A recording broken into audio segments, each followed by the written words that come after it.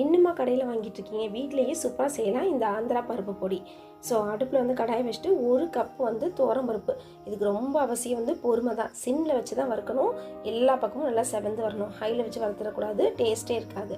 So அதே அளவு வந்து பாசிப்பருப்பு, இதையும் சிம்மில் வச்சு நல்லா எல்லா பக்கமும் செவந்து வர அளவுக்கு வறுத்துருங்க. கொஞ்சம் ஒரு 10லேருந்து 15 நிமிஷம் போல் ஆகும். பொரிகடலை அதுவும் அதே அளவு தான். துவரம்பருப்பு, பாசிப்பருப்பு, பொரிகடலை எல்லாத்தையும் வறுத்து ஒரு தாம்பழத்தை தட்டி ஆற வச்சுருங்க.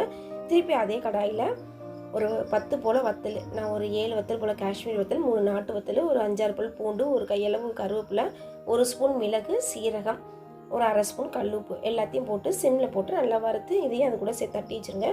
எல்லாம் ஆனதுக்கப்புறம் மிக்ஸி ஜாரில் சேர்த்து நம்ம அரைக்கிறப்ப 1 ஸ்பூன் அளவு வந்து காயமும் சேர்த்துக்கோங்க. இது வந்து ஃபைன் பவுடராக அரைக்கணும், குறகுறப்பாக இருக்கக்கூடாது. அப்படின்னா தான் நம்மளுக்கு சாப்பிட நல்லாயிருக்கும். இந்த மாதிரி அரைச்சி நல்லா தாம்பாளத்தை போட்டு ஆற வச்சு எடுத்து வச்சிட்டிங்கன்னா நெய் ஊற்றி சுடுசோரோடு சேர்த்து சாப்பிட்றதுக்கு அவ்வளோ அட்டகாசமாக இருக்கும். ட்ரை பண்ணி பாருங்கள்.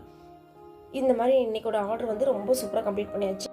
இந்த வீடியோ பிடிச்சதா ஹோம் சேனல் சப்ஸ்கிரைப் பண்ணுங்கள், லைக் பண்ணுங்கள், ஷேர் பண்ணுங்கள். எங்கள் வீடு கைப்பக்குவம் உங்கள் வீட்டிலும் கமகமகட்டும்.